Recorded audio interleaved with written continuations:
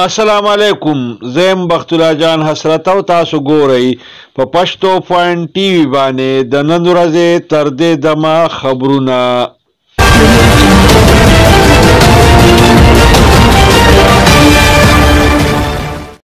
د ټولو اول سر خبرونه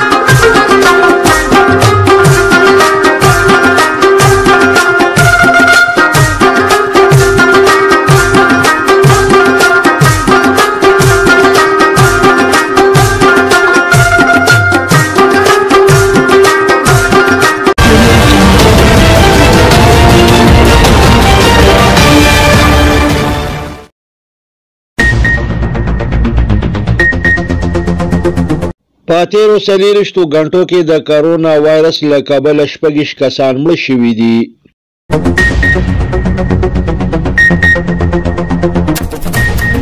وزیر اعظم عمران خان ویلي دي چې موږ د خپل پیغمبر په شان کې توهین نشو برداشت کولی.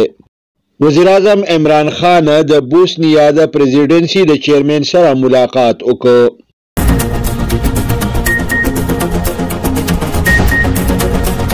آرمی چیف جنرل قمر باجوا کور هډ کوارټر کې د اجلاس صدارت وکړ.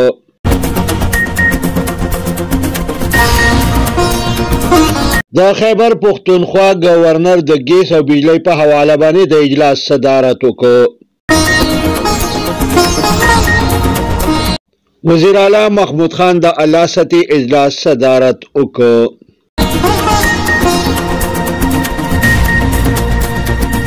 د پیپلز پارټۍ مرکزی چیرمن بلاول بوټو زرداری په ګلګت کې جلسه عام ته وینا کړې ده.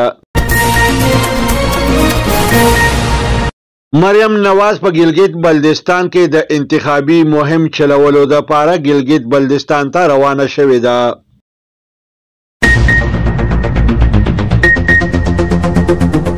د عوامي نیشنل پارټۍ صوبایي صدر ایمل ولی خان جلسه عام ته وینا کړې ده.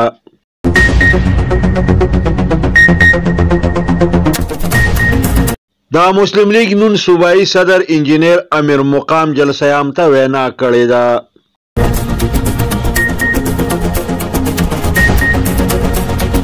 دا مسلم لیگ نون پیښور کارکنانو قیادت ته مشوره ورکړې ده چې د ادارو خلاف د بیانیه بدله کړي.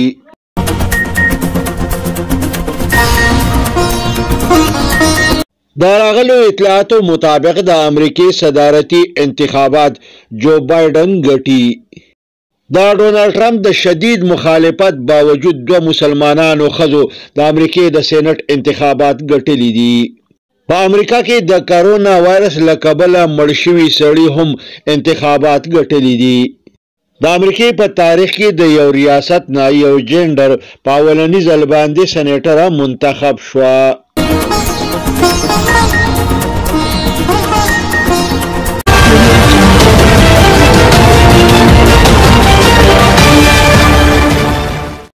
اوس د دې خبرونو تفصیل.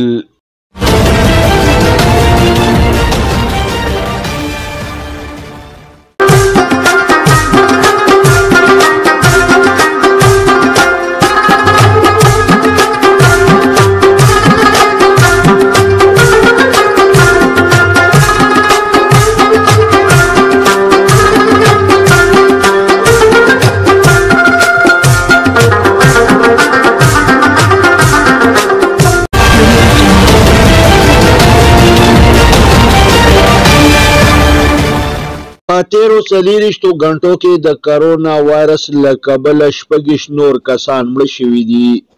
دغه رنګې په وطن کې د کرونا وایرس شپږم 1490 مریضان ریکارډ شوي دي. د کرونا وایرس د فعال مریضانو شمیره 14,908 ته رسیدلې ده.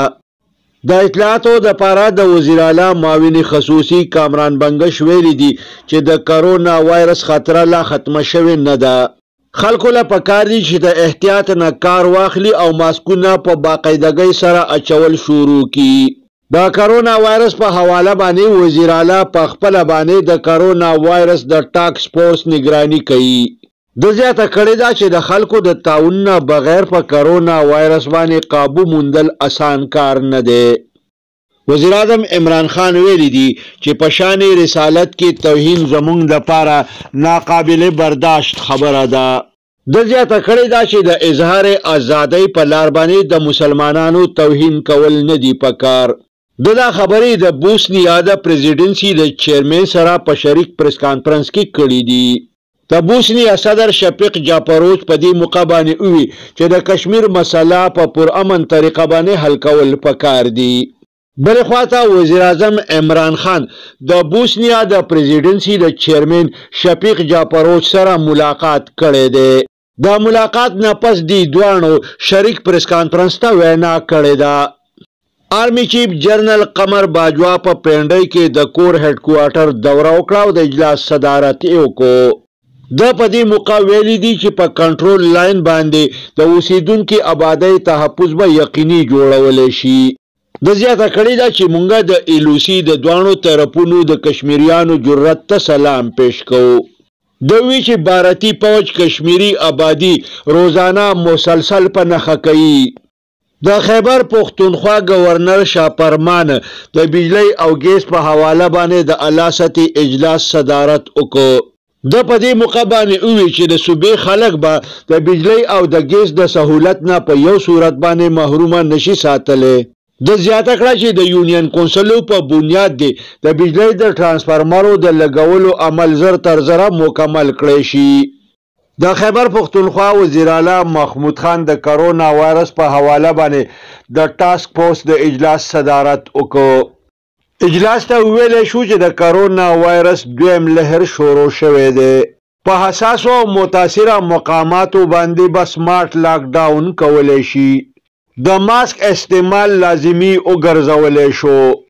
په اجلاس کې د پارکونو د بندولو ټایم 6 بجې او د بازارونو او شادي هالونو د بندولو ټایم 10 بجې مقرر کړی شو. اجلاس ته دا خبره هم وشوه چې په کم ځای کې د کرونا وایرس کیسونه زیات شي هلته به سمارټ لاک ډاون کولی شي. وزیر اعلی د کرونا وایرس د ټیسټونو او د اسپیټالونو د استعداد سیوا کولو دپاره د هنګامي اقداماتو اوچتولو هدایات جاری کړه. د پاکستان پیپلز پارټۍ مرکزی چیرمن بلاول بټو زرداری په استور کې جلسه عام ته وینا وکړه. د په دې موقع باندې وی چې د پی ټی آی حکومت په مکمله توګه باندې ناکام شوی دی او د نور مزید نشي چلیدی. د زیاته کړی دا چې ګلګت بلدستان ته ځکه راغلی ما چې دلته چرته د پی ټی آی او عمران خان ناپاک قدمونه راونه رسی. دا مسلم لیگ نون مرکزی سینیر نائب صدر مریم نواز په ګلګت بلدستان کې د پارټۍ د مشرانو سره د انتخابي مهم چلولو دپاره ګلګت بلدستان ته روانه شوې ده. وایي چې دا به په ګلګت بلدستان کې د پارټۍ د مشرانو سره د پارټۍ انتخابي مهم چلوي. د عوامي نیشنل پارټۍ صوبایي صدر ایمل ولی خان په صوابۍ کې یو جلسه عام ته وینا کړې ده. د وی چې دمکۍ د سر وخري د پی ډی ایم جلسه به په پیښور کې په هر صورت سره کولی شي. د زیاته کړی دا چې د پی ټی آی سرکار د طالبانو په مخ کې بې بسه دی. د مسلم لیگ نون صوبایي صدر انجینیر امیر مقام په سوات کې جلسه عام ته وینا کړې ده. د په دې موقع باندې ویلي دي چې د ملک دپاره به ته هیڅ قسم قربانۍ نه مخ نه اړوو. د زیاته کړی ده چې په پیښور کې به د پی ډی ایم جلسه به هر صورت کولی شي.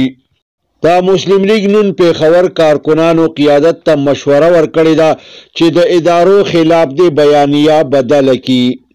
دا خبره د مسلم لیگ نون مقامی مشرانو انتخاب چمکنی او فضل الله یو پریس کانفرنس ته د وینا په دوران کې کړې ده. په پلندري کې د آزاد کشمیر صدر سردار مسعود، د جمعیت علماء اسلام مرکزی امیر مولانا فضل الرحمن او نورو مشرانو په یو سیمینار کې ګډون کړی دی. کتونکو تاسو په سکرین باندې په دې تصویر کې د دغه مشرانو د سیمینار په سټیج باندې ناسته ګورئ. د راغلو اطلاعاتو مطابق د امریکې د صدر انتخاب فلحال د ډونالډ ټرمپ په مقابله کې جو بایډن ګټي. د الکټرول په 1542 اوټونو کې ډونالډ ټرمپ 214 او جو بایډن 240 اوټونه اخیستي دي. دغه رنګ یو امیدوار ته 200 اوټونه د کامیابی د پاره پکار وي.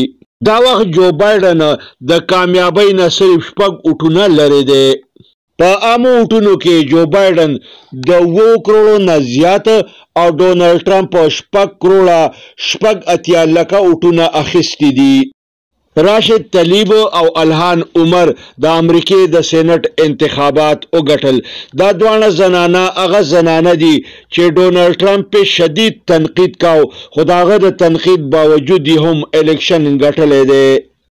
د امریکې د سېنات انتخابات یو داسې سړي هم ګټلی دي چې د انتخاباتو نه مخکې د کرونا وایرس له وجې مړ شوی دی.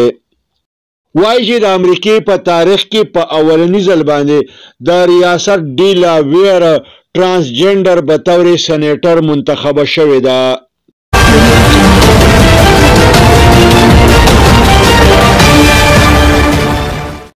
دې سره د نن ورځې خبرونه پای ته رسي. ښاد او آباد اوسئ. د لوی الله په امان.